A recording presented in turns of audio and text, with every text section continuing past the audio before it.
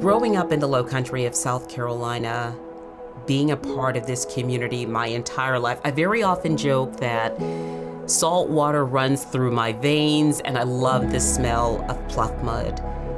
But what I realized was that there was so much that I did not know about this community. When I think about the mission of the International African American Museum, I think about our desire to tell the stories that have been undertold. It's important that people understand what's happened and why. This is a starting place for people who look like me. More than 800 slave ships that came right into Charleston came right here to this exact spot, Gadsden's Wharf. 40% of all the enslaved Africans who came to North America were brought here.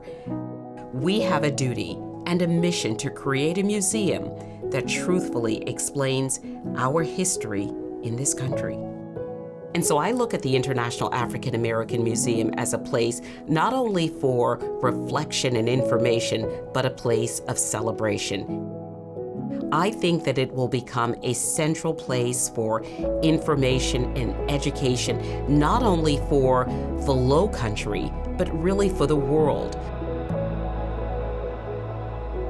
Good evening, and welcome to our News 2 special report, celebrating the opening of the International African American Museum, where history comes alive. We followed this project from inception to construction, and now it's opening.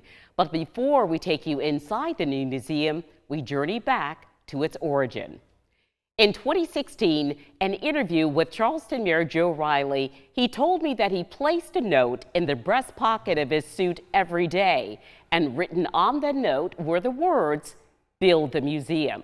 He said of all the buildings, bridges, and ballparks built during his 40-year career as mayor, constructing a museum that would tell the story of the transatlantic slave trade was the most important to him. For 23 years, that vision has been coming into focus. After centuries of being buried, history is alive.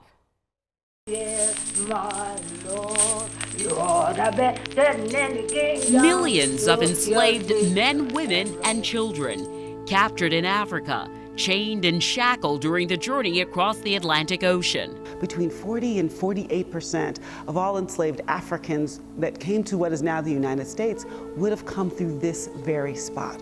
This very spot is Gadsden's Wharf.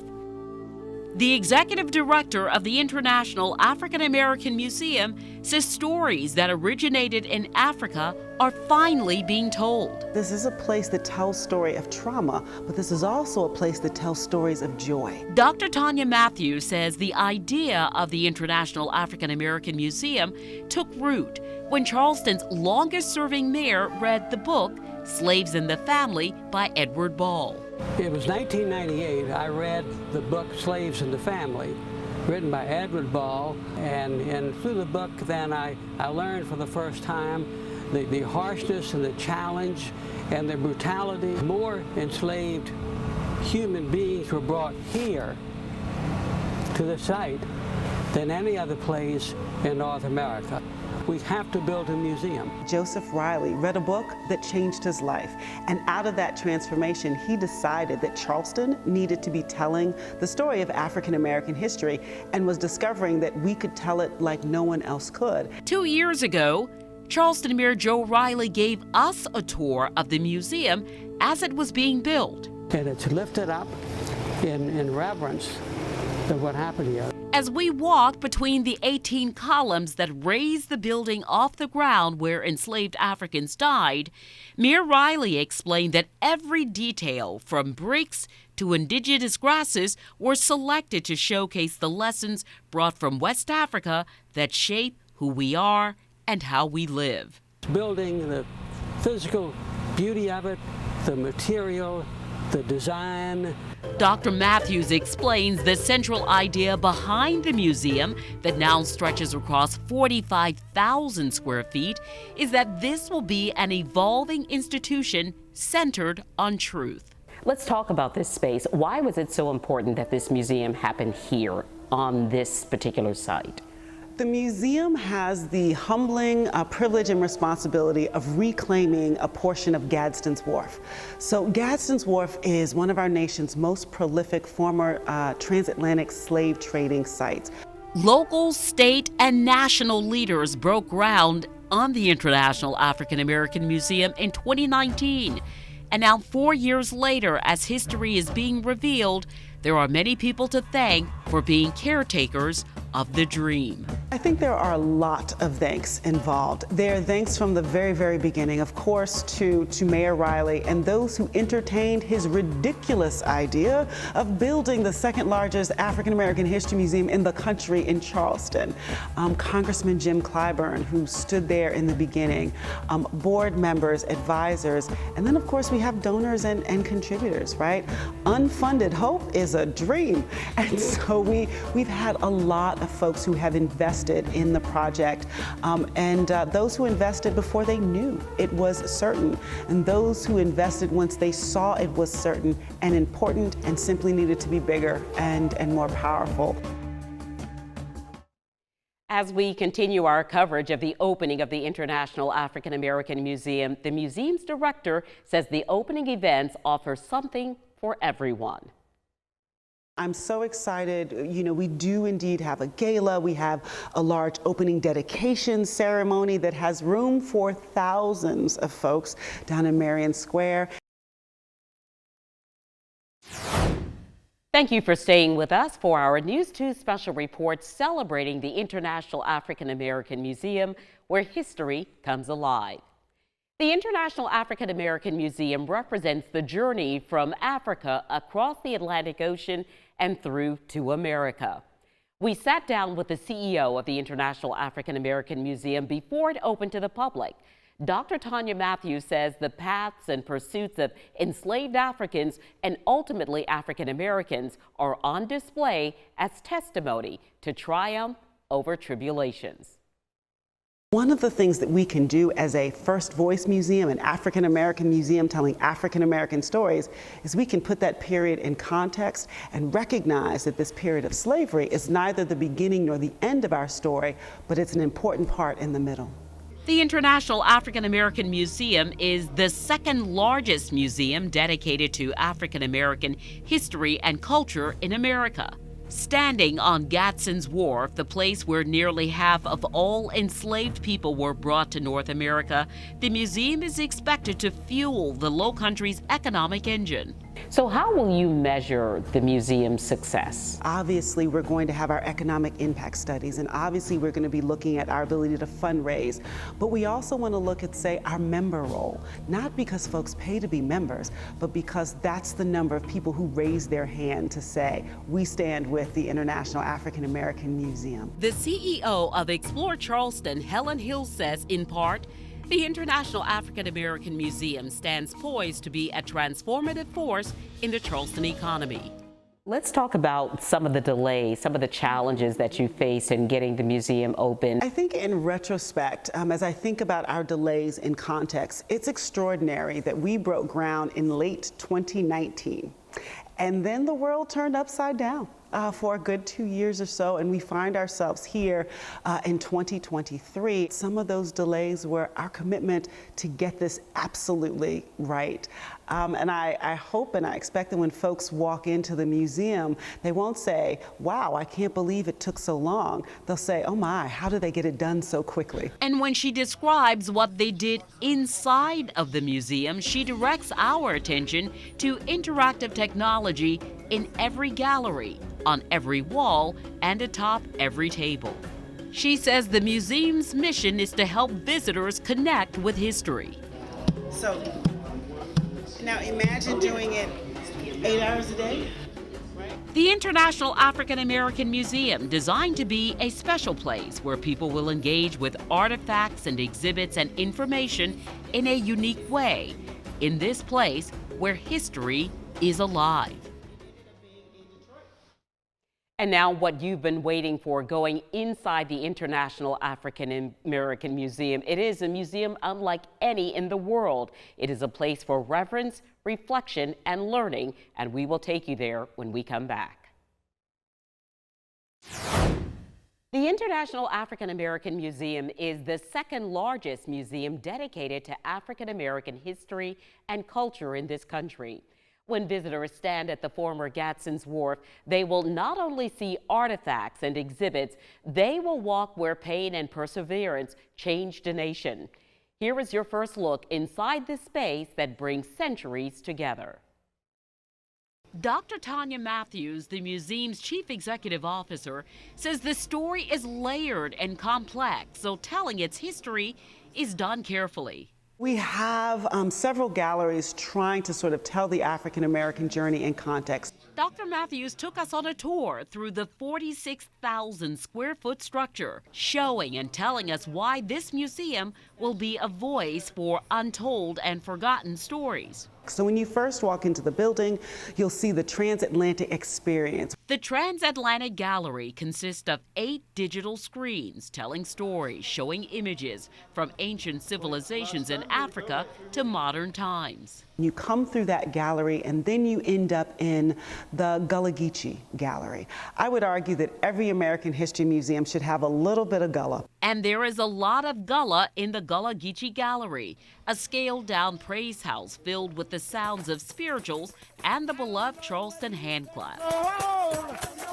A bateau commissioned by the museum sits broadly in the center of this space. You go from there to African roots and routes, making a nice connection. Dr. Matthews says the International African American Museum has 2 ways of thinking and delivering content. One is origin stories. We go back to 300 BCE. We talk about the fact that human rice cultivation was recorded on the continent of Africa that far back. The African Roots and Routes Gallery highlights modern African diasporic connections. And then you leave that vibrant and alive gallery to enter one of our smallest and probably most powerful galleries. That is the Port of Departure.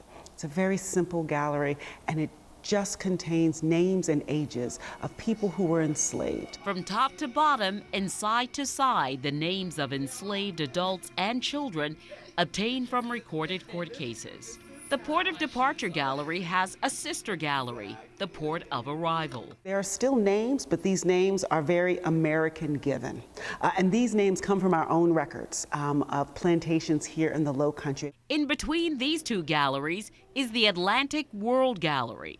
So the Atlantic Worlds Gallery is a mashup of African diasporic culture. You've got Haiti, Sierra Leone, Charleston, New Orleans, all of these places mixed up together. And part of what we're doing is making this deliberate connection. The Atlantic World Gallery also explains why Charleston, why this port, why Gadsden's Wharf was so important in the transatlantic slave trade. Looking out the windows, the Atlantic Ocean, the connection that brought millions of enslaved people to Charleston. Once you leave the Atlantic Worlds Gallery, then you step into Carolina Gold. One of the things that differentiates the International African American Museum is that this museum tells the story of slavery through rice cultivation. Many of us learn the story through cotton, but we talk about how this Carolina Gold was the cash crop here in the Low Country, ultimately making Charleston the richest city in all of the colonies.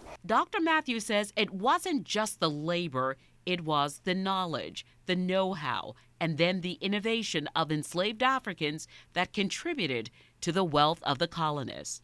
As you come out of Carolina Gold, you will enter Carolina Connections. Dr. Matthews says many of the stories associated with African American history in this country has origins in South Carolina, like the desegregation of America's schools. As we walk through the American Journeys Gallery, This is actually from the 1800s. Dr. Matthews explained this gallery includes modern touches of technology and contemporary art. 1400s all the way up to modern time. It's a giant U-shaped gallery, includes artifacts, also includes modern oral histories of folks that I think people here in the Low Country will recognize, telling their own stories of today. Finally, the Center for Family History. The Center for Family History is the size of one of our largest galleries, where we'll be staffed with genealogists and ancestry researchers to help anyone who's interested in learning a little bit more about their great-great-great-grands and the stories that they have to tell as well. And beneath the museum, our gardens are collectively referred to as the African Ancestors Memorial Garden. It was designed by a landscape architect by the name of Walter Hood, and everything is intentional. We have a black granite wall exhibition to help us honor and tell the story of a former storage house. But again, it's both trauma and joy, and that installation includes not only hunched figures that represent those we lost, but excerpts from Maya Angelou's poem, And Still I Rise. Dr. Matthews says this tidal tribute pool is a place for reverence and reflection. The waters in the pool are powered by a pumping system that raises and lowers the water with the tide.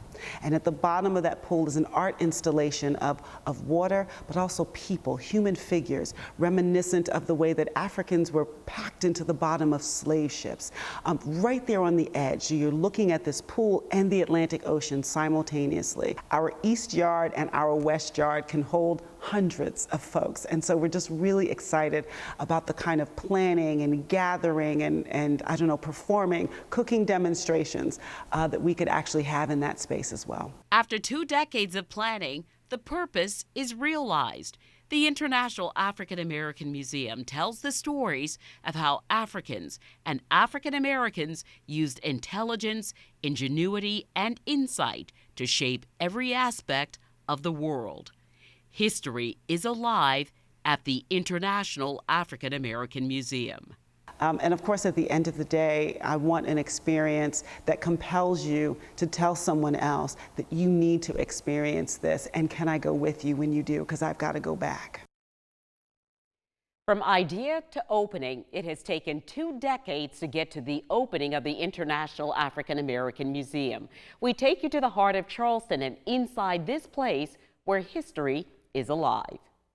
I want visitors to see a little bit of themselves, no matter what your background, no matter what your journey. This is our story, and I'm just very excited to learn what people take from what they learn inside the museum. Thank you for staying with us for our News 2 special celebrating the International African American Museum, where history comes alive. Here is a look at the weekend of events. Thursday, the opening worship service is happening. In fact, in just a few minutes, it starts at Morris Sprout AME Church in downtown Charleston. On Friday, there's a private gala and dinner. It's being held at Charleston Place. The public can enjoy the dedication, though, live from Marion Square in downtown Charleston, starting at 10 a.m. Saturday. And Tuesday, June 27th, the International African American Museum opens to the public. Thank you for being with us, and we hope you've enjoyed our coverage. Stay with us. News 2 at 6 is straight ahead.